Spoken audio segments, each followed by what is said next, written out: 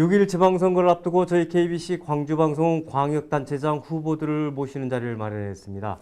오늘은 민점기 진보당 전남지사 후보님을 모셨습니다. 후보님 안녕하십니까? 안녕하십니까? 네. 먼저 시청자들에게 인사 부탁드리겠습니다. 예, 시청자 여러분 안녕하세요. 도민의 땀이 빛나도록 평등 생태 전남 건설을 향해 뚜벅뚜벅 직립 보행 중인 진보당 도지사 후보 민점기입니다. 반갑습니다. 네. 일단은 저 후보로 출마를 하셨으니까 이제 출마의 비율을 좀 들어볼까요? 예, 이런 노래말이 있습니다. 울려대서 사이렌 텅 빈 거리엔 도망치다 흘린 칼자루와 피가 흥건해. 그래 우린 살아나서 지옥 수도 없이 맛본 지옥. 엄마 내가 돈 못 벌면 파호적 차라리 죽는 게 나으니 얼른 가난을 졸업하고 말 거야. 22살 힙합 그룹 호미들이 부른 사이렌이라는 노래의 노랫말입니다. 요즘 청년들이 묻고 있죠. 기회는 진짜로 평등합니까? 이번 생에 희망은 있습니까? 하고요. 그런 청년들의 질문에 대답하고 싶었습니다. 노동자, 농민, 자영업자, 소상공인들이 묻습니다. 언제나 죽지 않고 다치지 않고 일하며 내 땅에서 농사짓고 농산물 가격 하락 걱정 없이 농사 지을 수 있을까? 또 문 닫을 걱정 없이 장사할 수 있을까? 사업할 수 있을까? 이렇게 묻고 있습니다. 그 질문에 대답하고 싶었습니다. 나라를 온통 투기공화국으로 만들어버린 보수 양당의 적폐정치, 농촌을 사라질 위기에 처하도록 만든 민주당의 독점 도정으로는 이 질문에 답할 수 없습니다. 진보당이, 저 민점기가 이 질문에 대답해 보고자 합니다. 네, 알겠습니다. 현재 저 지지 유세 활동은 어떻게 지금 하고 계세요?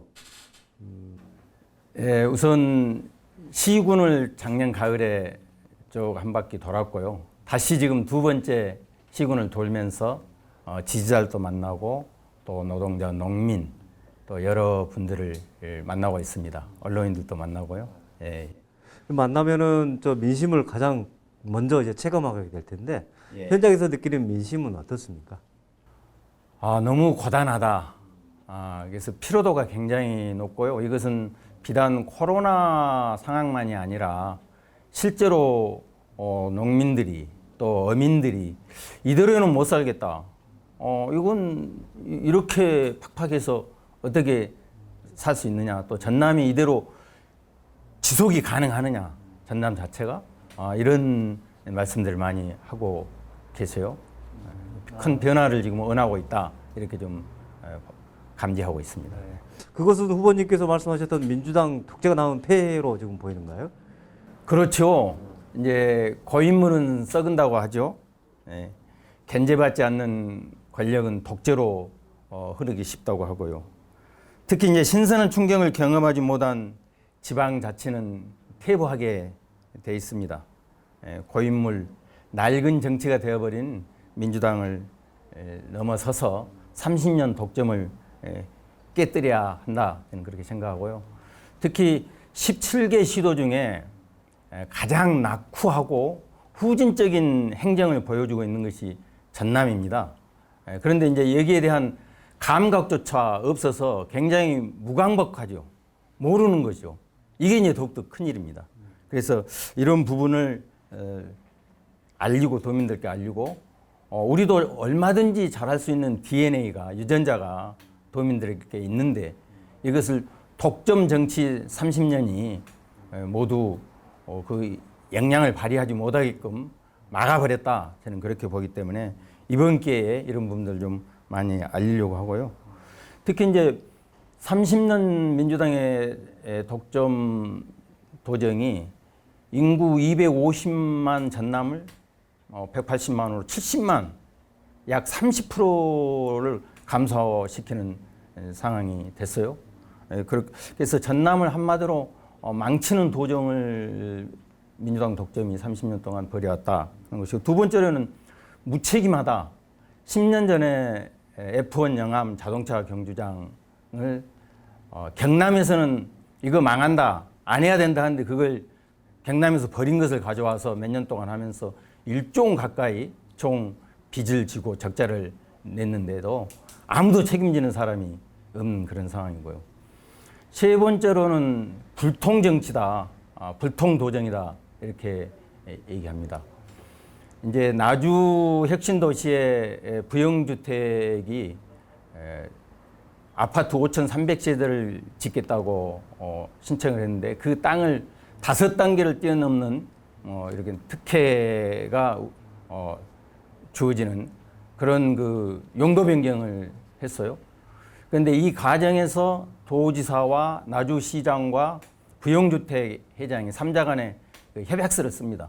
그 협약서를 공개해 달라고 여러 차례 시민사회단체가 요구했는데 아직도 공개를 안 하고 얼마 전에 법원에서 공개해야 한다고 강주법원에서 판결이 났는데도 공개를 하지 않아요. 이렇게 불통정치다.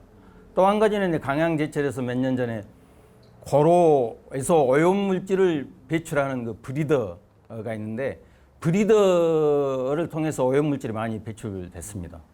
그래서 충남의 현대제철, 강양의 강양제철 모두 다 10일 정지를 먹고 1년 안에 이걸 모두 그 저감 장치를 해라 했는데 충남은 10일 정지를 그대로 유지하면서 1년 안에 실제로 1조 원 가량의 돈을 들여서 거의 100%에 가깝게 97% 정도의 오염물질 저감 장치를 했어요. 그런데 강양제철은 20% 정도 하고 아직까지 하지 않고 있습니다. 왜냐하면 그 10일 정지를 취소해서 철회하고 풀어줬기 때문에 그런 것이죠. 그래서 이 과정을 시민사회단체가 공개해달라 정보 공개를 요청했는데도 전남도가 내놓지를 않아요. 이래서 한마디로 불통 도정이다 이렇게 저는 얘기하고 있습니다. 다시 한번 말씀드리자면 전남의 농촌을 사라질 위기에 처한 전남을 망친 도정, 또 무책임 도정, 불통 도정을 일삼고 있다. 그래서 이 민주당 독점 더 이상 안 된다. 이렇게 말씀드리고 싶습니다. 민주당 비판하면서 이제 진보당 민정기 후보님이 대안이다 이렇게 주장을 하고 계시는데요. 그렇죠. 일단은 그 민정기 후보님이 어떤 길을 살아왔는지 되게 궁금해요. 간략하게 좀 말씀해 주실 수 있나요? 저는 소년 시절에는 소년 농부로 살았습니다. 청소년 시기에는 빵을 배달하는 배달 노동자 생활을 몇 년 했었고요. 또 공무원이 되어서는 공직사회 개혁을 위해서 해고를 무릅쓰고 전자 견적 입찰제를 도입하고 또 명절 이런 때 또 인허가 부서에 얘기해서 함께 공무원 노동자와 함께 선물 안 주고 안 받기 또 인허가 관련 민원인들 간의 식사 자리를 아예 안 하기 이런 공직사회 개혁 운동에 앞장 섰고요. 해고 이후에 이제 제 활동의 폭이 좀 넓어졌죠. 노동운동, 진보운동 이런 활동들을 꾸준히 해왔고 특히 강주 전남 진보연대 상임대표를 할 때는 5.18 민중항쟁의 주요 사적지인 옛 전남도청 별관을 문화의 전당을 지으면서 헐어버리려고 했거든요. 분수대 오른쪽인데 그걸 지키는 옛 도청을 지키는 일에 앞장섰던 보람을 가지고 있습니다. 네. 보통 어려운 어린 시절을 보내면 이제 부귀 영화를 쫓기 마련인데 사회 변화를 위해서 또 이렇게 헌신을 하신단 말이에요. 네. 어떤 계기가 있나요, 그 부분에서? 저는 이제 그 어른들께서 어린 시절에 말씀하실 때 콩새알 얘기를 자주 하셨어요. 콩을 심을 때 한 자리에 새알을 심는다. 하나는 하늘을 나는 새가 먹고 하나는 한 알은 땅에 있는 벌레들이 먹고 한 알을 잘 키워서 우리 사람들이 가져온다. 그러니까 땅과 하늘, 우주의 조화를 얘기하기도 했지만 이것은 더불어 살아가는 이웃들과 함께 오손도손 정을 나누고 또 한꺼번에 다 몽땅 가져가는 것이 아니라 소유하는 것이 아니라 이 소유 자체도 더불어 살아가는 함께 나눠가는 이 정신을 굉장히 감명 깊게 들었었고 함께 살아가야 한다. 내가 조금 덜 가지더라도 함께 베풀며 살아가는 것이 이게 사람의 도리이고 우리 사회가 지속적으로 발전할 수 있는 원동력이다. 이런 걸 어린 시절부터 가지게 됐고요. 조금 커서는 이제 제가 고향이 강진인데 다산 정약용 선생의 목민심서 그리고 영랑 김인식 선생의 우리 향토색 짙은 그 시어 이런 걸 통해서 향토 사랑의 마음을 가지게 됐습니다. 이제 후보님이 출마를 결심하시면서 내놓은 공약, 이제 5대 공약으로 요약할 수가 있는데요. 네. 5대 공약이 뭔지 간략하게 좀 말씀해 주시겠습니까? 우선은 이제 농업이 가장 농업 문제가 급해서 농업 대혁명, 또 노동 중심의 도정, 청년이 머무는 전남, 기후 위기의 기후 에너지 부지사제 도입, 그리고 이제 불평등의 가장 큰 주범이죠. 부동산 불평등을 타파하는 부동산 개혁, 이렇게 5가지를 내놓고 있습니다. 요 5가지 이제 공약 중에서 눈에 띄는 2가지를 제가 여쭤볼게요. 예. 첫 번째가 청년이 머무는 전남. 이거 지금 어떤 내용인가요? 예, 지금 청년들을 몇 차례 만나서 토론도 하고 의견을 많이 나눴는데 소득과 적정 소득이 보장되는 일자리 있으면 전남에 살고 싶다라는 청년들이 꽤 많았고요. 또 한 가지는 이제 청년들이 함께 또래들과 청년 문화를 즐길 수 있는 문화적인 그 문화복지 이런 거에 갖춰주면 얼마든지 전남에 머물러서 살고도 싶고 또 외지에 있는 청년들을 데려올 수도 있다. 이렇게들 얘기를 해요. 그래서 그렇게 할 수 있는 게 가장 큰 건 뭘까? 가장 중요한 것은 지금 농촌이 어렵기 때문에 농촌에 청년들이 없습니다. 없어서 청년 농민 10만 명을 10년 동안 10만 명을 육성하는 것이 가장 필요하겠다. 이런 계획을 가지고 있고요. 나중에 이제 지역 소멸 관련해서 좀 더 자세히 말씀드릴 수 있겠다 싶고요. 그리고 이제 무엇보다도 청년들이 본인들이 기획을 하고 어떤 시혜를 주기보다는 본인들이 기획을 모여서 이 일자리 문제든 또 문화생활 문제든 이런 부분들을 기획하고 정책을 내놓고 그걸 실행해 보고 다소 시행착오가 있더라도 이런 걸 굉장히 선호하는 것 같아서 청년위원회 만들고 청년들도 그 팀을 이뤄서 정책들을 아예 좀 엉뚱한 발상이 나오더라도 해야 한다. 얼마든지 해야 한다. 만들 수 있겠다. 이런 생각을 하고 있고요. 이제 공공부문에서 청년 일자리, 좋은 일자리 많이 만들어져야 한다고 생각합니다. 도와 시군에서부터 또 공공기관에서부터 그렇게 해야 되고요. 청년들이 또 취업을 준비하는 과정에 어려움이 많습니다. 그래서 1년 동안 월 100만 원씩 취업 준비하는 청년들에게 100만 원씩 지원하는 지원금 제도를 도입하려고 합니다.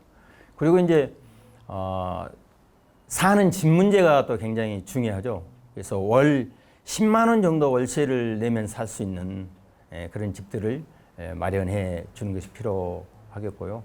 공공임대주택을 20평형의 1억짜리를 지을 수 있겠더라고요.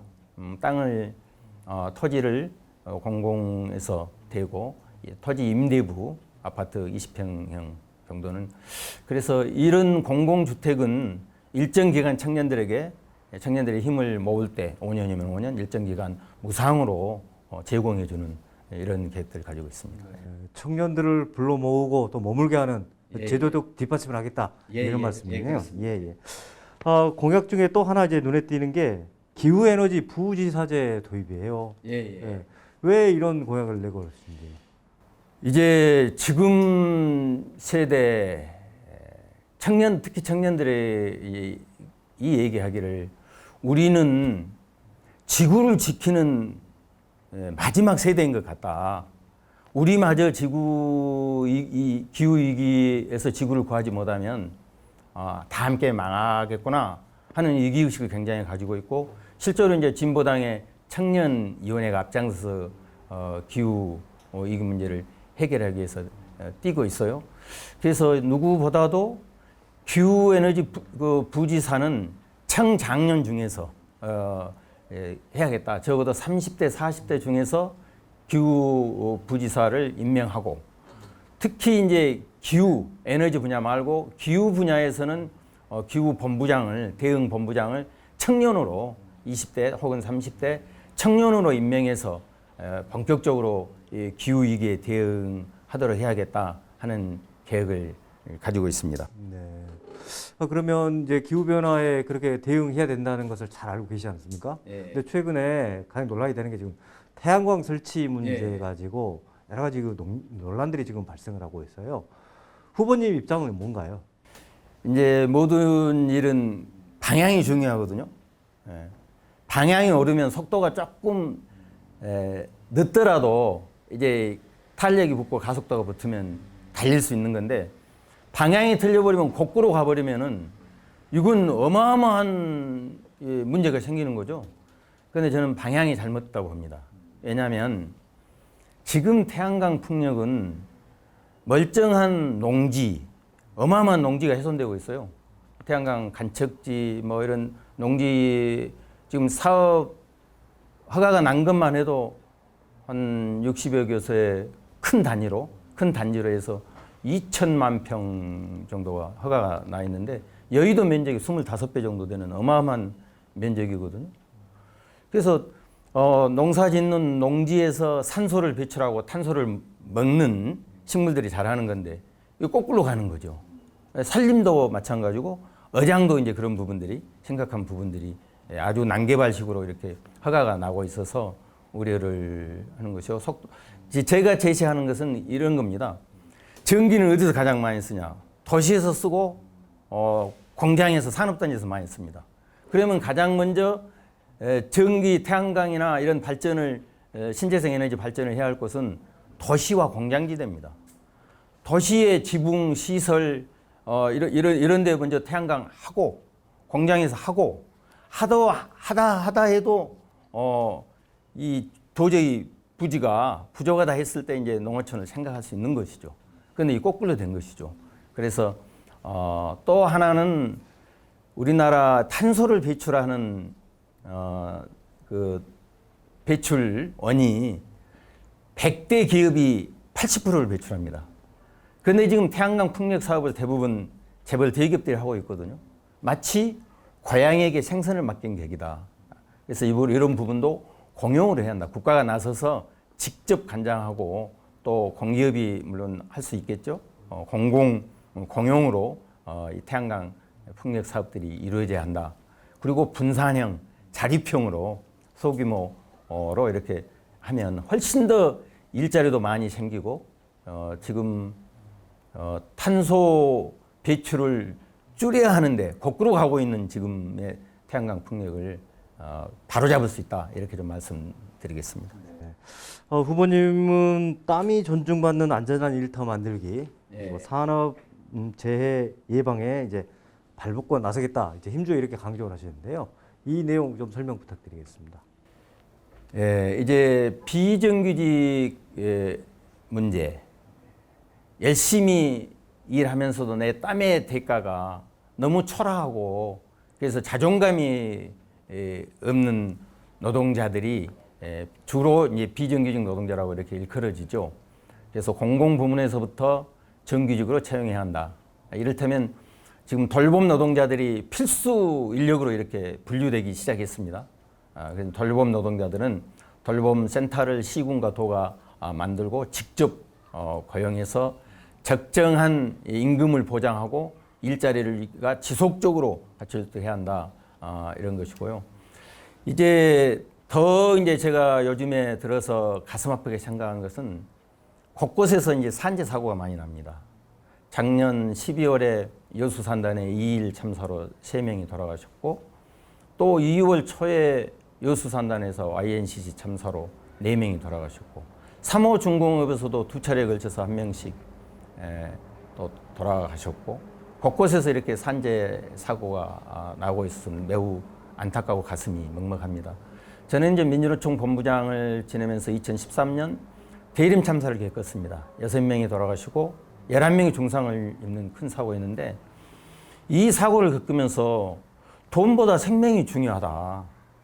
기업의 이윤보다 노동자의 안전이 중요해야 한다라고 이렇게 부르짖었고, 국가 산단의 안전은 국가가 책임져야 한다고 소리 높여 외치고, 실제 여수산단 특별법 또 안전관리 이런 것을 강화하기 위해서, 안전관리를 강화하기 위해서 많은 노력들을 해서 실제로 이제 법률, 관계 법률을 고치기도 했지만 여전히 부족한 것이 많죠.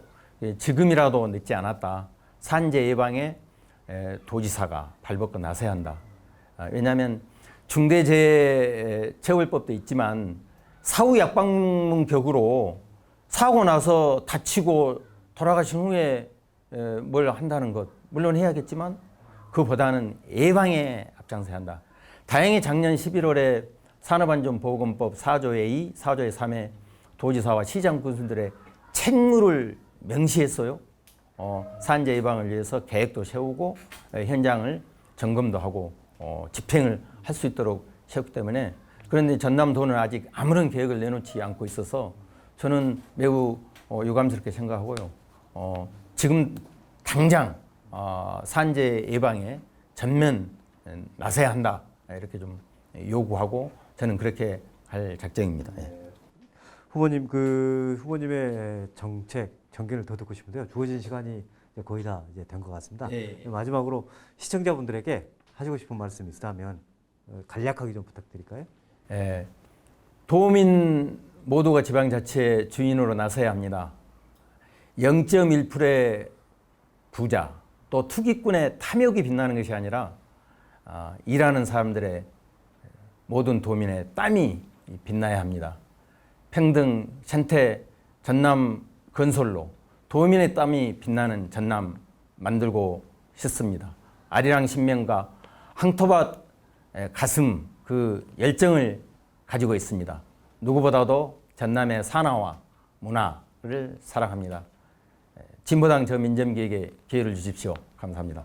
네, 말씀 고맙습니다. 지금까지 민점기 진보당 전남지사 후보님의 이야기를 들어봤습니다. 대담 여기서 마치겠습니다. 감사합니다.